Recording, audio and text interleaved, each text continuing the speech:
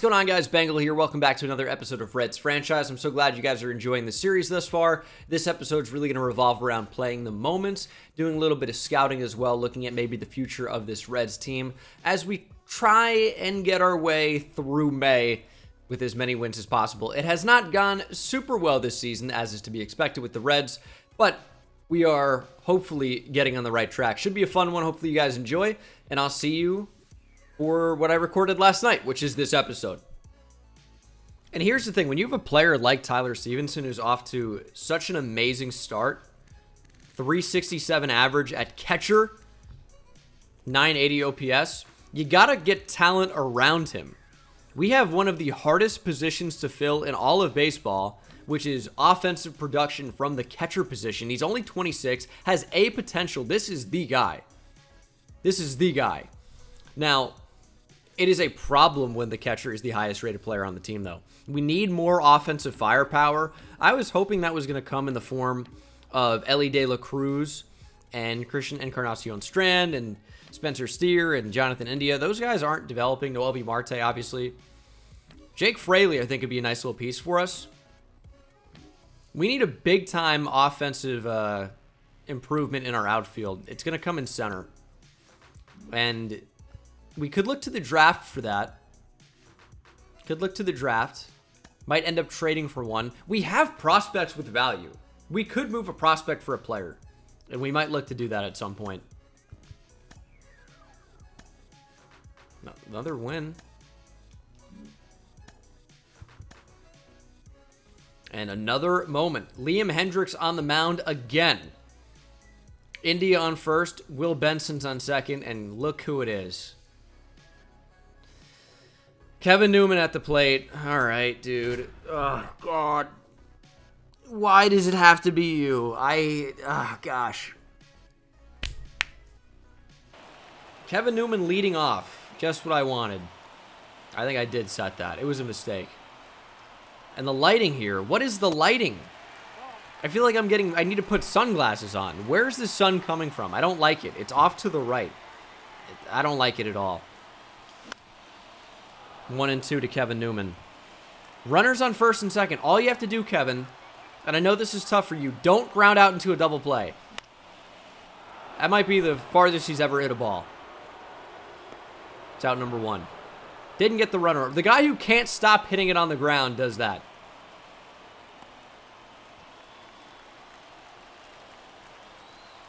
And let me tell you, Will Myers has also not hit well in real life. Has struggled here in Reds franchise mightily, and those struggles continue. That's a quick out.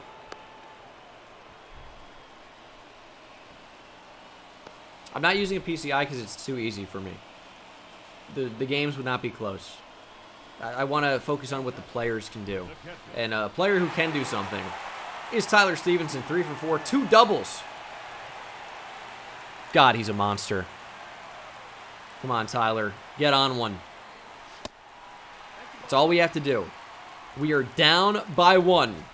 We need an extra base hit. We know nobody else is going to do it. Come on, Tyler. Get a pitch to hit and drive it. He's hitting over 100 with runners in scoring position. That's a pitch to hit. Stevenson just underneath. Looks like it's going to be a fly out to end it here in Cincinnati. White Sox end up taking a game in this series. I think we do win the series overall. Unfortunately, Tyler Stevenson can't be the hero in this one. But, you know, when you're hitting over 400 with runners in scoring position, you can only hold that for so long. He did enough. Tony Santillan allows 3 earned runs. We lose the game. And all those came in the 8th, I would imagine. Get Caleb Ferguson in the game, please. Ooh, Max Scherzer. Dominating my team. 1 hit only. Oh, no. Tyler Stevenson riding a 13-game hit streak. We're going to jump in the 9th inning to try to keep that alive. He is the heart and soul of our team right now. We need more talent around him. I mean, that's all I can say. His OPS is now over 1,000. He's hitting 373. Tyler, please. Scherzer's at 110 pitches. I don't care what happens in this game. We're going to lose. That's a given. The game's over. Can we get the hit streak to 14? For my catcher! It's insane. A walk doesn't help us. I'm gonna try to get on something. 2-0 is a good spot to do it. I mean, Scherzer's great, but if we can find a pitch, Scherzer is susceptible to the long ball. Woo! Up and in. Come on. Do I green light? We need to keep that hit streak alive. All right. Got a piece. What up, Charles? We took a walk. I don't know. What am I going to swing at that and get out? At least this way we have a chance to maybe win. The hit streak is all but surely over unless we can rally, score 3, force extras, come back up. Good swing from Votto. Jesus. Yeah, I mean, it's over. It's over. We did all we could, though. It was a good at-bat. I'd rather a good at-bat draw a walk, hit streak over, rather than getting out. Here's Will Myers. Ground ball to second, on to short. There's one, and back on first. Double play. Hit streak over, and we lose. We get to see it happen in real time. Brett Beatty, 2 for 2 with a homer. Hunter Green, not really that bad of a start. I did allow 9 hits in 5 2/3, walked 3. Only allowed 2 runs, though, but it didn't matter if he allowed only 1 run. We were going to lose. And another situation here. This time we actually have the lead. Up 3-2 into extra innings. Our closer, Alexis Diaz, into the game. Also, I think it showed Tyler Stevenson homered already in this game. I mean, he's unbelievable. Tyler Stevenson is turning into a superstar in front of our very eyes. But we need Alexis Diaz to shut down the Marlins here in extras, and we got to rely on that fastball. Birdie's got a lot of speed.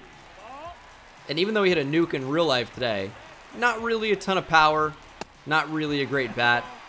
So we are trying to attack him a little bit here. Although I say that, it's 2-0, 3-0. Looks like we're about to put him on. Diaz just can't find the strike zone right now. That one's right down the middle. And there's a strike. Birdie has yet to swing the bat. Count runs full, 3-2. We're going to show him the slider. I mean, not even close. Not even close. I need a new closer. He's like the best pitcher on our team overall-wise.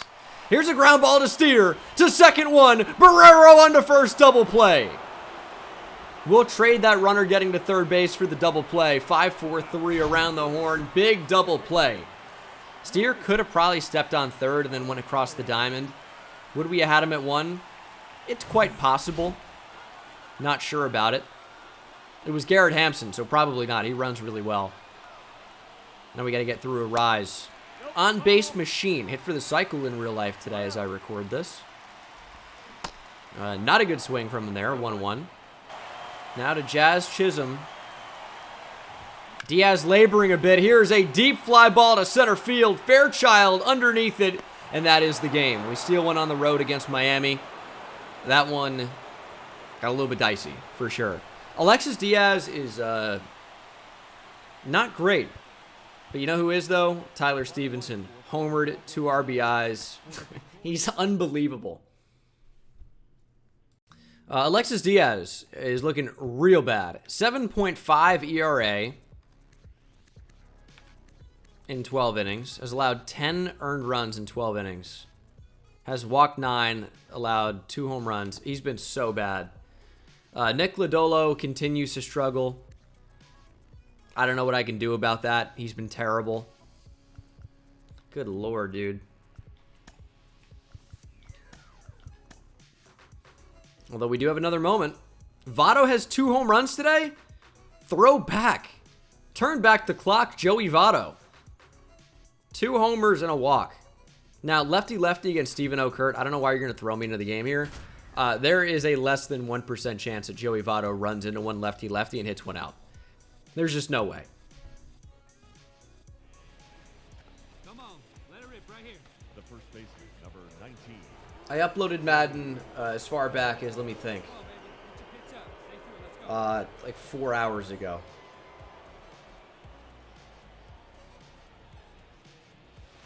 No. Hey, nice eye up there, huh, baby? See you try. Yeah, Diaz is, I mean, he's killing me. He's walked a lot of batters, but he also has allowed, quite a few hits. Ooh, that was actually a pitch to hit. If we were going to go yard lefty-lefty, that was the pitch. Votto's starting to turn this season around a little bit. OPS creeping up towards 750. And he's actually going to get a hit lefty-lefty. It's not a homer, but it is down the line and fair. We are digging for second base. Votto does not run well. And here's a play at the plate. Will Myers is out by 10 steps. Dude, what am I seeing? Why are you going on that?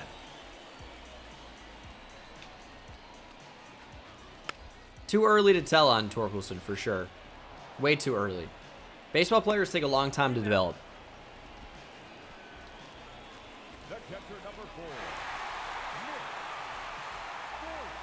Yeah, I'd like to trade Will Myers, honestly. I hate that he's on the team based on how he's played. I know he hit 2 home runs in the... I don't know why you go to second on that. He hit 2 home runs in the game we played. But, I mean... He's been so bad in simulation, and we're paying him so much money. And here's Joey Votto, runners on first and second, 2 down. It's becoming a close game. 4-2. This is a game we very easily could lose with Alexis Diaz as our closer. We need some insurance. That might have been the pitch to do it. If I were actually, using PCI and zone hitting, probably crank that 400 plus. Might be a ground ball double play in this game. Even with 2 outs, Joey Votto would find a way with his speed. See if we can run into one. 1-2 from Matt Barnes. Fastball up. It's just, as I've said in this video already, it's not a hittable pitch. It's a pitch I can crank on zone hitting. In the game, they'll just swing right through it. Will Myers 3 for 4, though, with a triple and a double in this game. Just a home run shy of the cycle? Okay. Well, he got killed at the plate. So I'm going to knock that against him. And didn't actually see Tyler Stevenson on the notable players list, which is a little strange. He's been incredible. As you guys know, I've already said it about 1 billion times this episode. I wanted to stop stop the simulation and do the scouting. But we do have another moment. Joel Cannell, he pitched an inning, didn't allow anything. And we are up in the game. Another extra innings game for us. I feel like that's like the 5th one in the last week and a half, which makes sense for us, to be honest. We can't really pitch or hit, so when we play teams like the White Sox and the Marlins, and I know the White Sox are better in real life, but maybe they're not actually. But these games are gonna be crazy, and we need Cannell to lock this down for us. Is Alexis Diaz an option? He's a little tired. I'm going to get him up, though. This would be a spot you'd use him.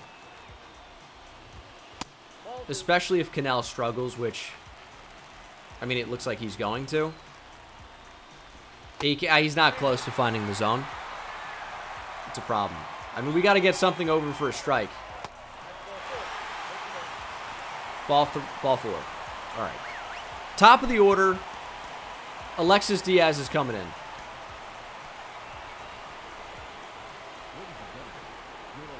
He's been so bad this year. He's allowing a lot of base runners. 333 average to lefties as well. Jazz Chisholm might be coming up. They're going to try and bunt. Hard to bunt 97 up in the zone, though. Good spot. He might try to do it again here. And he does. Still up and fouled back. Now with 2 strikes. Can essentially eliminate that. But we're going to try and go back to the fastball upstairs. 0-2 to Birdie. Really just takes that, huh? Try a slider. Nope.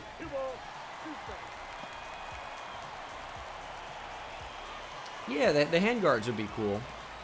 Like, you see that, like, everyone runs with the glove nowadays. So we can force a 2-seamer in.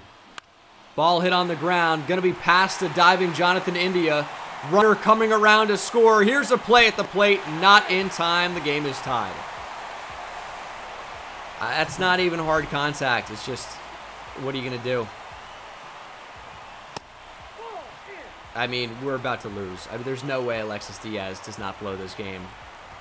But it was already blown by Joel Cannell, pretty much. It's an impossible situation with a runner on second, and he gets to third with nobody out. It's tough. It's over.